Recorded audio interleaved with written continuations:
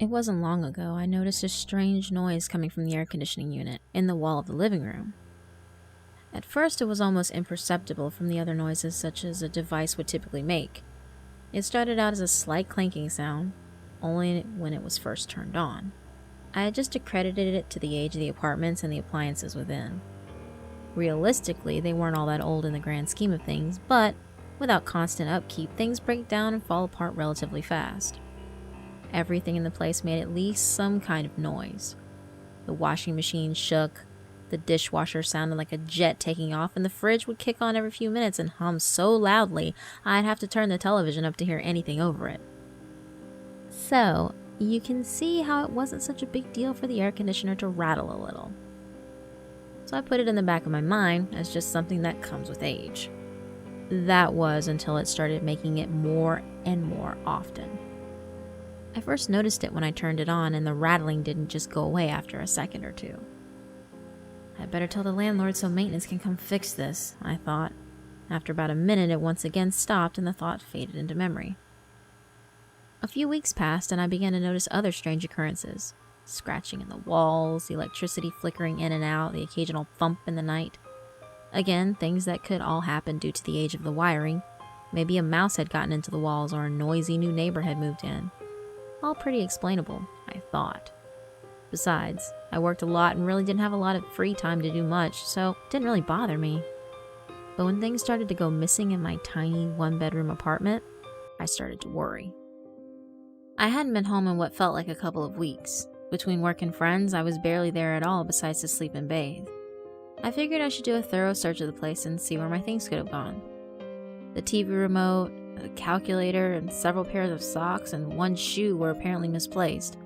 So I went through room to room, which was really only 4 rooms, searched high and low to find my things, and as I did this, I noticed more and more small, ineffectual things were also missing.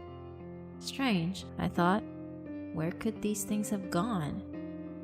I hit the power button on the TV and sat down in my once familiar armchair, now a stranger in my own forgotten home, and noticed something. The TV wasn't on. I flipped the light switch up and down, but nothing. Oh, for God's sakes, this is getting a little ridiculous. I got up and twisted the knob on the stereo. Nothing. I went around and tested all the appliances to see if they were still all functioning. To no avail, as not a thing in the place was still functioning except, strangely enough, the increasingly loud air conditioner. It came on with a loud rattle and ran that way for several minutes until it sparked. I heard a loud pop and then it too died. Maybe the power's out and it will be fine in the morning, I thought half-heartedly. I had a hard time sleeping that night. The neighbors were especially loud, and being without power made me nervous. I woke up the next morning to find that the power was still out.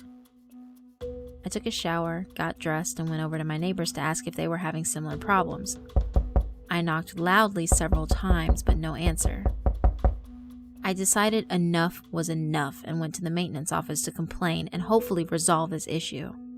When I opened the door, the smell of stale smoke swept into my nostrils. The place was a mess, papers and ashes all about the desk, peeling paint, smudges on the windows, and a TV with only static bolted to the wall. Sitting behind the desk was a thin, graying man who looked as if he hadn't bathed in a week. I told him about how everything was suddenly not working but the AC unit until it sputtered its last. He gave me a sarcastic look, and with a gruff, he grabbed his toolbox and followed me back to my apartment. You see, I would have called, but for some reason nothing seems to be working, and I don't think the electricity is out because the air conditioner was running and suddenly died. Well, let's take a look at it, he said. He went over to it and unscrewed the faceplate and peered inside. He clicked his flashlight on and went to work unscrewing and checking different things when he stopped suddenly and pulled out a tiny thing attached to a cord that didn't look like it belonged. He looked at me with a raised eyebrow. This yours? I couldn't even identify what he was holding. I don't believe so. What is it?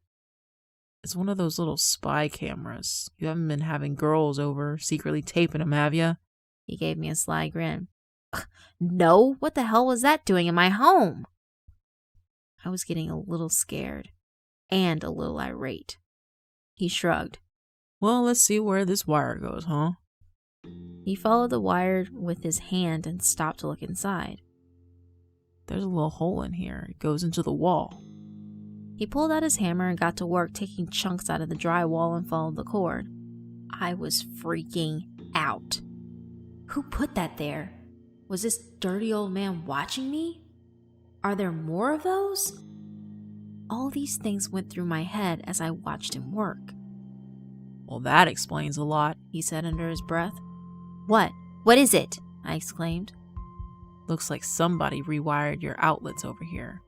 He backed away to show me what he was seeing. But why? My guess, stealing your power. You sure you didn't notice anything? His calmness put me on edge. I thought back to the odd noises on my walls, the thumping, the flickering lights. What had once seemed such a normal thing had my heart racing. I noticed a few things here and there, but I haven't been here a lot lately. I thought it was just an old place. He gave me a skeptical look and continued following the ever-expanding bunch of wires and cables throughout the place. Some wires would branch off to more tiny cameras, hidden in vents and just in the shadows. One even wired into the eye of one of my pictures. How have I not noticed these? My heart had started beating faster and faster as he discovered more. He kept going and, one by one, found all of my electricity had been rewired into one central bunch that led to the bedroom. My heart stopped. How long have these been here? Not long, I'd say. We check all the appliances and outlets before we rent the places out. Well, where does it all lead? He kept knocking holes with his hammer and following the dreaded cables until finally he stopped and looked into the most recent hole he made with a flashlight. The space between the walls gets a lot bigger here. I think I can fit in here. I see something glowing just around the corner. He smashed a hole big enough for him to squeeze through and disappeared into my bedroom wall. He appeared a few seconds later with a grim look on his face, and his skin had gone pale. He was no longer the calm, apparently fearless man he was before. You aren't gonna want to hear this, but there's a little room back there. Bunch of monitors set up all over and all sorts of crap scattered around. Looks like somebody was living in there, but no sign of them now. He swallowed hard. This place is starting to freak me the hell out. If I were you, I'd move. I packed my things and left for my mom's that day, not wanting to spend another second in that place. Over the next few days, the police came and investigated the whole scene. They found 20 different monitors all linked up to VHS players in that little room in the wall. Surprisingly, though, no tapes were ever found. And neither was the thing that had been watching me all those nights. A few weeks had passed and a box arrived on my mother's doorstep. It was unlabeled, but inside was all the little things that had gone missing in my apartment. I also found a dirty, ripped piece of paper with a barely legible message scrawled on it. I like your new place much better.